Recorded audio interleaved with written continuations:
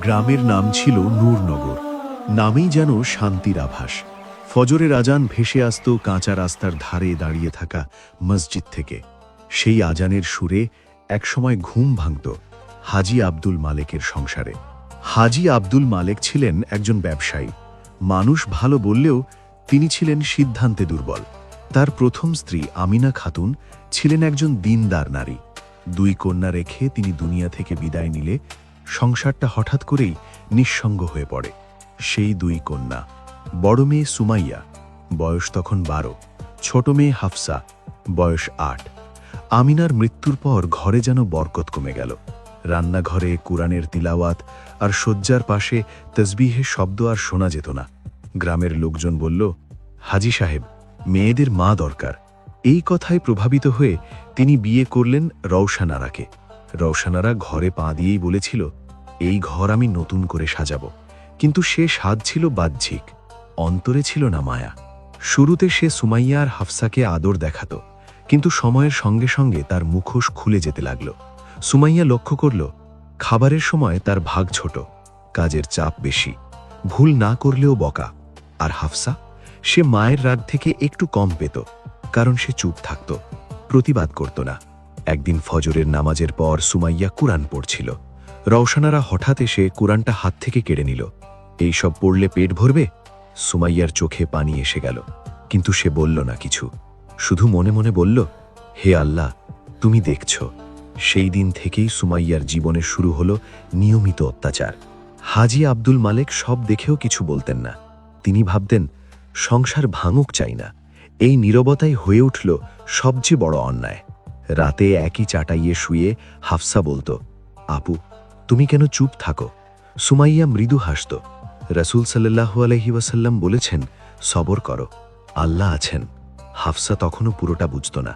একদিন গ্রামে এলেন মৌলানা ইউনুস আলী। তিনি মসজিদে বয়ান দিলেন, জুলম যতই শক্তিশালী হোক, আল্লাহর আদালতে তার বিচার হবেই।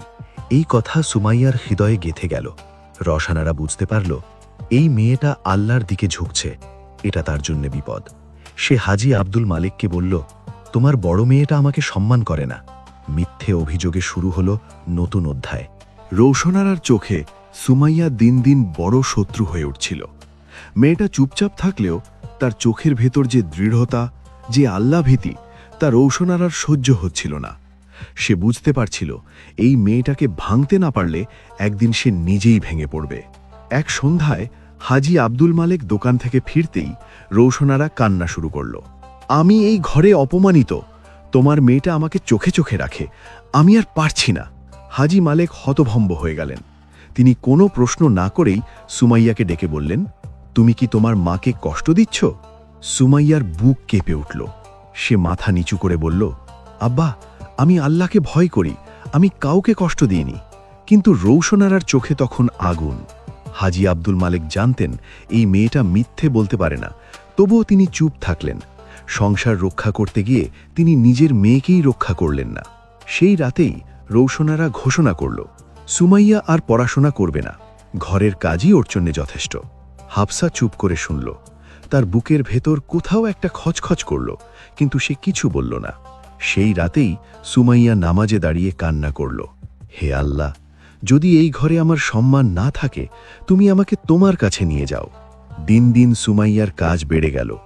ভোরে উঠেই পানি আনা, রান্না, পরিষ্কার, পশুর দেখাশোনা, খাবার দেওয়া হতো শেষে, তাও অল্প। হাফসা দেখত কিন্তু চুপ থাকত। সে ভাবত, আমি যদি কিছু বলি আমাকেও কষ্ট দেবে। এই ভয়ই ধীরে ধীরে তার ঈমানকে দুর্বল করতে লাগল। এক জুমার দিন মসজিদে আবার বয়ান দিলেন মাওলানা ইউনুস আলী।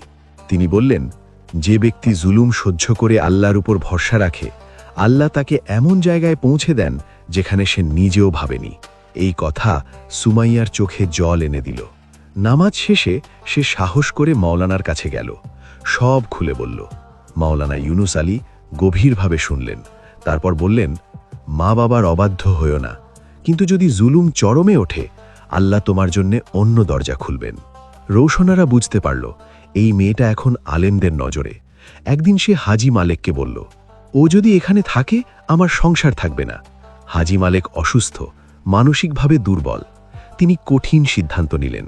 সুমাইয়া কিছুদিন তার খালার বাড়িতে থাকবে, কিন্তু সে খালার বাড়িও ছিল দূরের এক অচেনা গ্রামে। সুমাইয়া কিছু বলল না, সে শুধু বাবার পা ছুঁয়ে বলল, আব্বা, আমি আপনাকে ক্ষমা করে দিলাম। এই কথা হাজী মালেককে ভেতর থেকে কাঁপিয়ে দিল। যেদিন সুমাইয়া বাড়ি ছাড়ল, হাফসা চুপচাপ কাঁদছিল। সুমাইয়া তাকে জড়িয়ে ধরে বলল, হাফসা, নামাজ ছাড়িস না, আল্লাহকে ভুলিস না। হাফসা মাথা নেড়ে বলল, আপু, তুমি কি আর ফিরবে? সুমাইয়া মৃদু হাসল।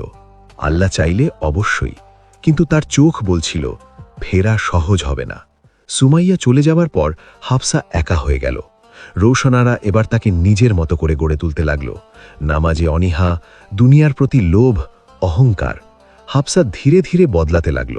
সে ভাবত চুপ থাকলে শান্তি পাওয়া যায়, কিন্তু সে বুঝতে পারেনি এই চুপ থাকাই একদিন তার সবচেয়ে বড় আফসোস হবে। সুমাইয়া যখন বাড়ি ছাড়ল, তার সঙ্গে ছিল শুধু একটি ছোট ব্যাগ, কয়েকটি কাপড় আর মায়ের দেওয়া পুরনো একটি তসবিহ।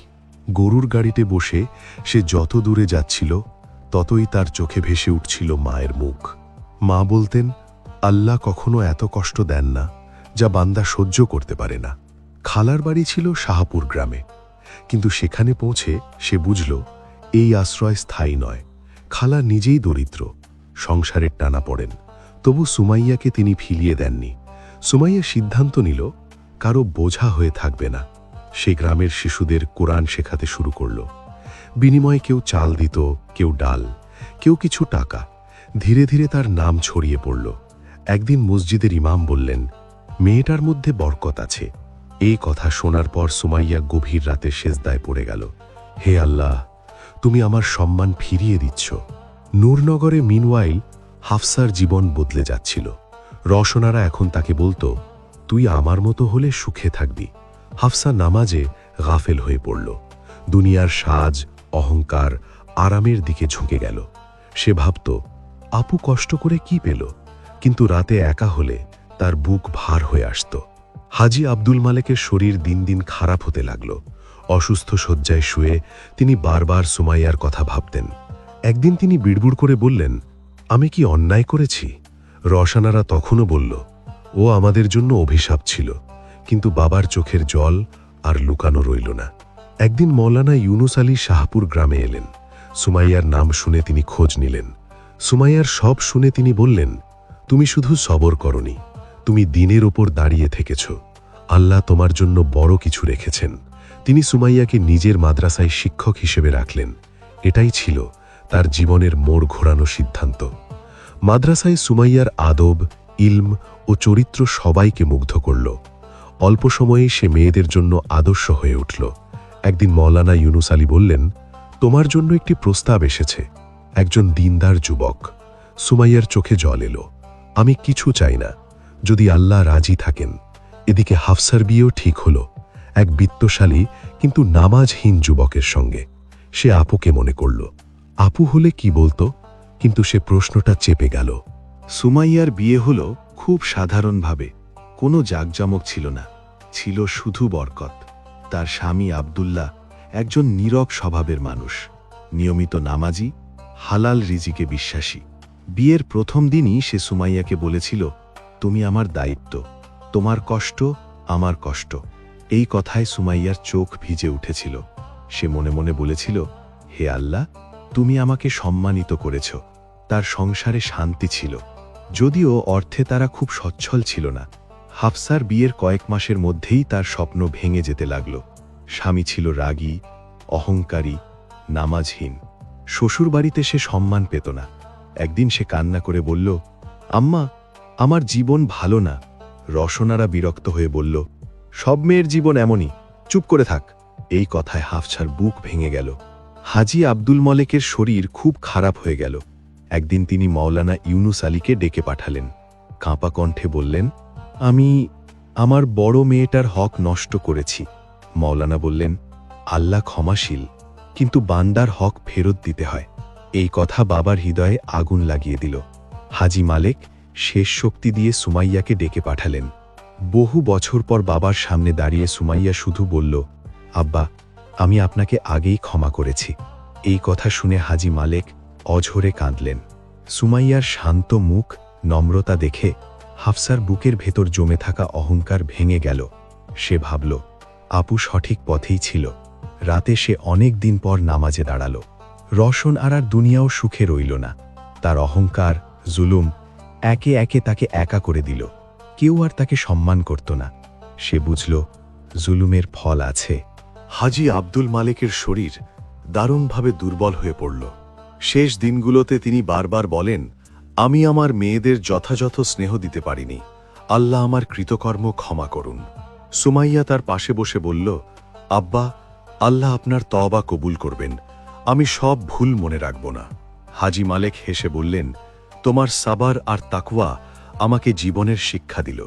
কিছুদিন পর তিনি শান্তি সহকারে ইন্তেকাল করলেন। গ্রামের সবাই বলল, হাজী সাহেবের জীবনের শেষ শিক্ষা বড়ই শিক্ষা দেওয়ার মতো।